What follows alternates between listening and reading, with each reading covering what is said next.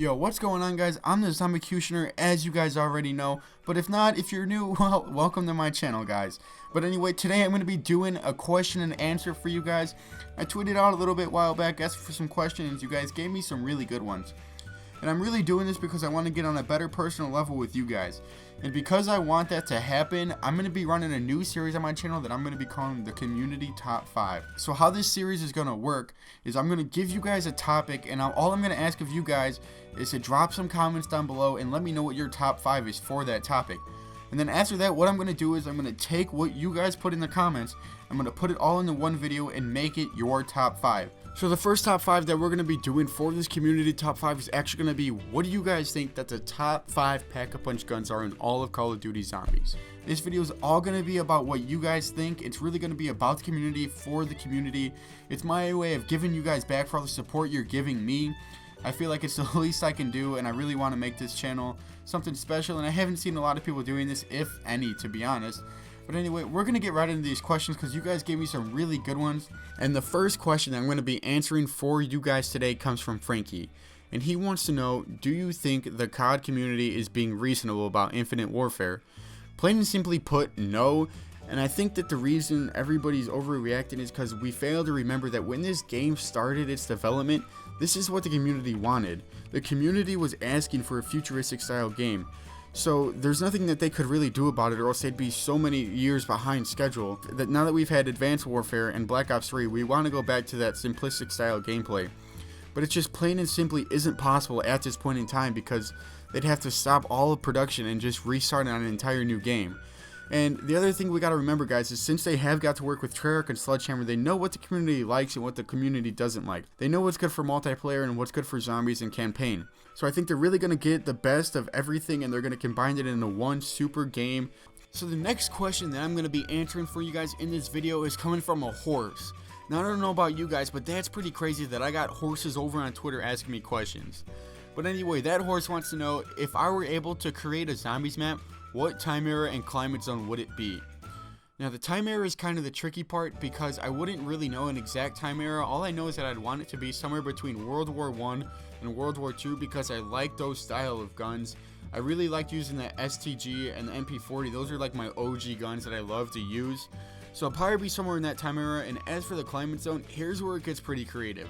The climate zone is what I want to do. I want to take the map and I want to split it up into 4 or 5 subsections. And in those 4 or 5 subsections, there's going to be different climates. So for example, one of the subsections is going to be like on Origins, where it's like snowy and muddy. Another one may be like Shangri-La, where it's like a big jungle. Another one may be like Shinonuma, where it's all swampland. I really think that'd be pretty cool, because it'd have a little bit of everything, and I'd find a way to really try to make it work so it's like the best of every single world. So that's what I'd want to do. I'd probably want it to be a little bit of an older time era with pretty much every climate zone that there is. So next question that we got today comes from the Batman. And guys, I don't understand what's going on in this video. We got horses and Batman asking me questions. But anyway, Batman wants to know, if I were to able to take any gun and remake it in Black Ops 3, what would it be? So that gun would probably be one of two. It would definitely either be the Galil or the STG. Now, seeing the STG return in Black Ops 2 on Origins was probably one of the greatest days of my life, because the STG is one of those nostalgic OG guns that I just love to use non-stop. And with the Galil was one of those guns that once you got in the box, you took it and you pretty much brought it with you for the rest of the game, unless there was some dire situation. So the next question that I have for you guys today comes from our buddy Fizzlestein, and he wants to know, what is your opinion on the setting of DLC 4 and why? So my opinion on what DLC 4 could be goes one of two ways. The first way is, if for some reason DLC 3 is not Nikolai's map on Stalingrad, then DLC 3 will be the events that need to be set in motion leading up to Stalingrad. But if everything goes as planned and DLC 3 is Stalingrad, then I would speculate that DLC 4 will actually be played in Agartha. And if this is in Agartha, I'm pretty sure that we're going to see our zombie storyline as we know it today come to an end. I think we're going to see Dr. Maxis and Samantha on this map along with our original crew. We're going to really see everything come to an end on this map, and it's really going to be the end of everything that Treyarch has created, and they're probably going to have to start from scratch, or they might throw us a curveball and pick up again in what might be a Black Ops 4. The next question that he wants to know, because he's kind of got something of a 2-for-1 here, is he wants to know what my favorite wonder weapon is. So my favorite wonder weapon would probably have to either be the Paralyzer or the Thunder Gun. For that reason, I would say just because the Thunder Gun was so much fun to use, and as a kid growing up on Black Ops 1, it was really a lot of fun to use on maps like Kino der Toten and Ascension. And the Paralyzer, being a little bit older, I thought it was a really nice addition to Black Ops 2 and Buried. I thought it really gave the map a nice touch with something that was extremely innovative, and I really would like it to see, and I would really like to see it return in some way, shape, or form in the near future. Batman wants to know, what zombie maps would you remake if Black Ops 3 did like Black Ops 1 with the Resurrection 2 DLC as DLC 4?